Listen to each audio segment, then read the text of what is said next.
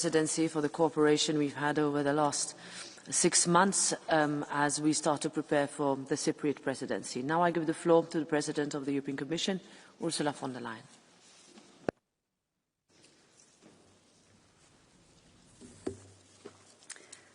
President Metsola, dear Roberta, Minister Bjerre, honourable members.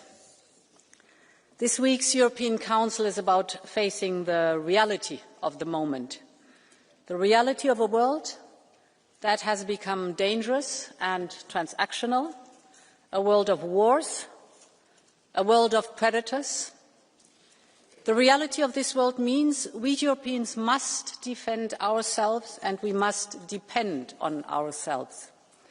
We have been living in this world for some time, even before the biggest wake-up call of all, that was Russia's illegal invasion in Ukraine in February 2022. Yesterday's peace is gone.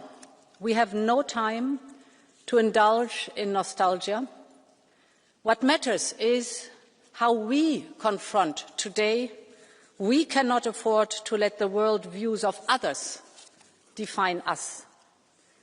None of us should be shocked by what others say about Europe. But let me say this. It would not be the first time that assumptions about Europe were shown to be outdated. It would not be the first realization that the post-war world order is changing beyond recognition. The national security strategy is right to say, and I quote, Europe has been losing share of global GDP down from 25% in 1990 to 14% today. End of quote. But what is not written is that the figures for the United States are on the same path. The United States has been losing share of global GDP from 22% in 1990 down to 14% today. So this is not a story of an economy on one side of the Atlantic or the other. This is the story of the shift in the world economy. If you take China alone, their share of global GDP went up from 4% in 1990 to 20% today. And this is why the United States has been clear for some time about its shifting strategic interests and priorities as China rises. The point I am making is this strategy is not the cause of the disruption that Europe is facing in the world. It is a symptom of the reality of today's world. So our task at this week's summit is to show that we are focused on our own strategy and our own interests and our own priorities.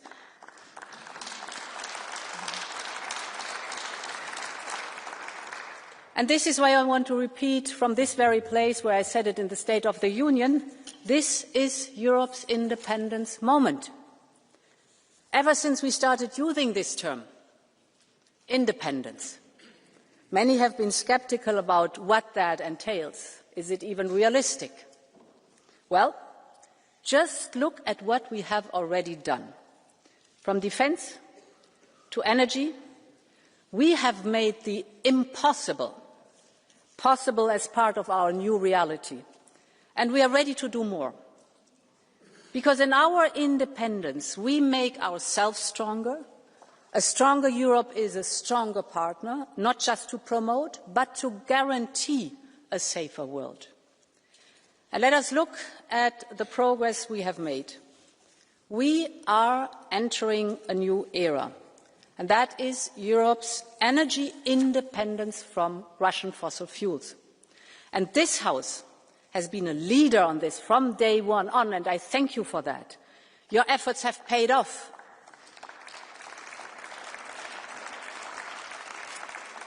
Your efforts have paid off because, thanks to Repower EU, Russian gas imports, so LNG and pipeline, are down from 45% at the beginning of the war to 13% today.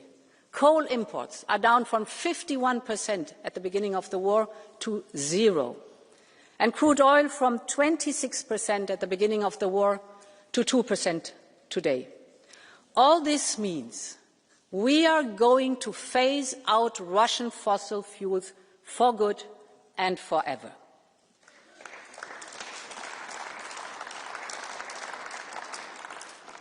And just a few years ago, this was unthinkable.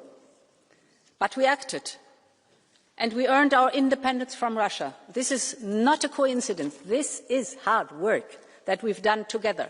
And this is hard work that was driven by what makes us European, our sense of purpose, our union, our political will. We now have our template for the way forward, whether it be on critical raw materials, with our Resource EU plan, or on diversification and strengthening supply chains through ambitious trade agreements from Latin America to the Indo-Pacific. Europe's era of independence must be unstoppable. And we have more work to do. We have to go further. We must move swiftly. And that is particularly important when it comes to security and defence. The bottom line is simple. Europe must be responsible for its own security. This is no longer an option. This is a must.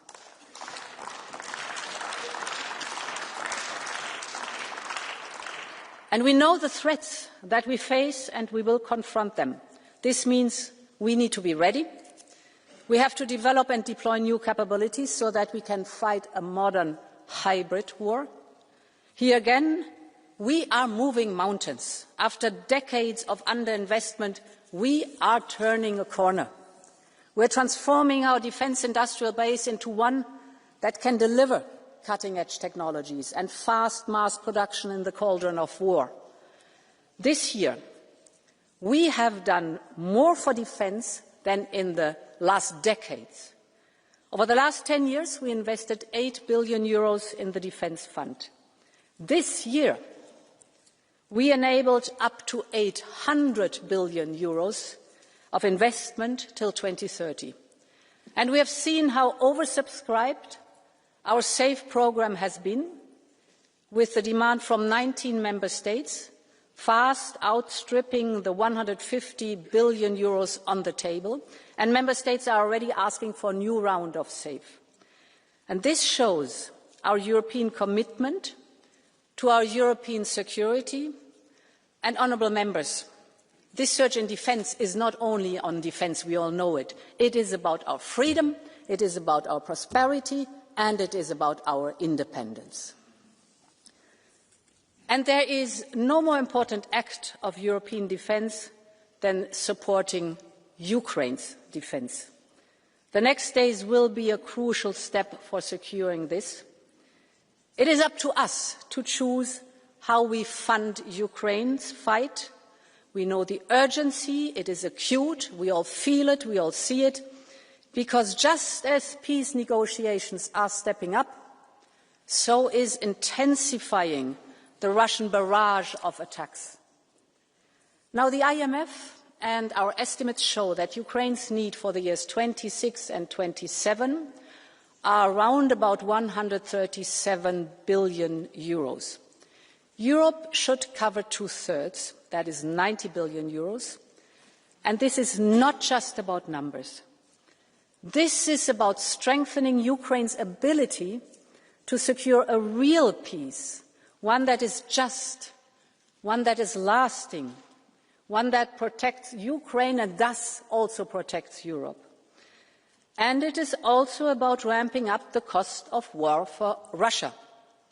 And this is why I proposed two different options for this upcoming European Council, one based on assets and one based on EU borrowing, and we will have to decide which way we want to take, which route we want to take. But one thing is very, very clear. We have to take the decision to fund Ukraine for the next 2 years in this European Council.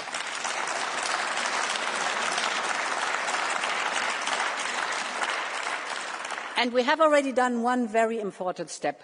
Last week, we agreed on the sustained immobilisation of Russian assets. And this is a decisive step that sends a very strong political message. It means that the Russian assets will remain immobilized until we decide otherwise, until Russia stops the war, and until Russia pays duly reparations to Ukraine for the damage that is done.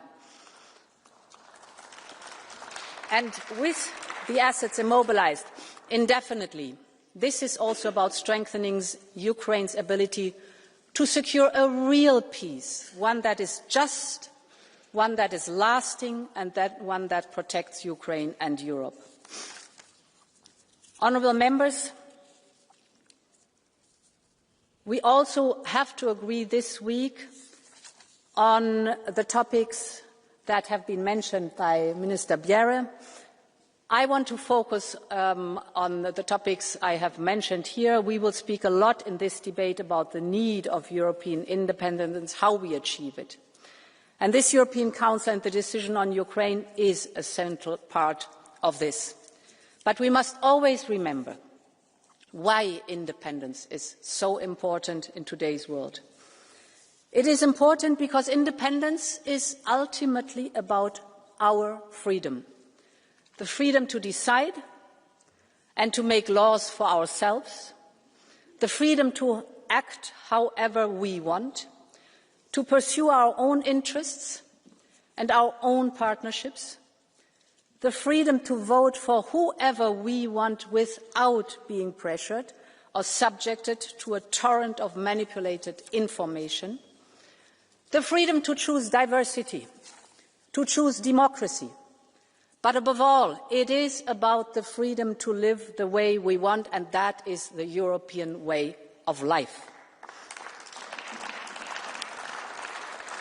And our cultures and our traditions are so distinct and so central to our way of life, and this is what binds us together.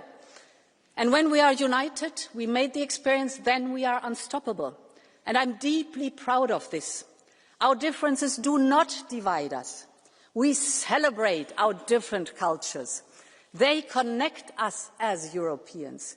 And the pride we have in Europe is what connects us. So, as we look ahead, I urge you to be confident in what we can achieve in our quest to be a strong, independent Europe. Thank you, and long live Europe.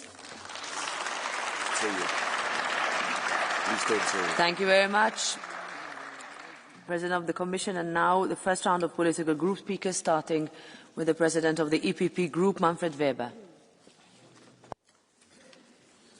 Sehr geehrte Frau Präsidentin Metsola, sehr geehrte Frau Präsidentin von der Leyen, liebe Vertreterin vom dänischen Ratsvorsitz, meine sehr verehrten Damen und Herren, liebe Kolleginnen und Kollegen, eine wichtige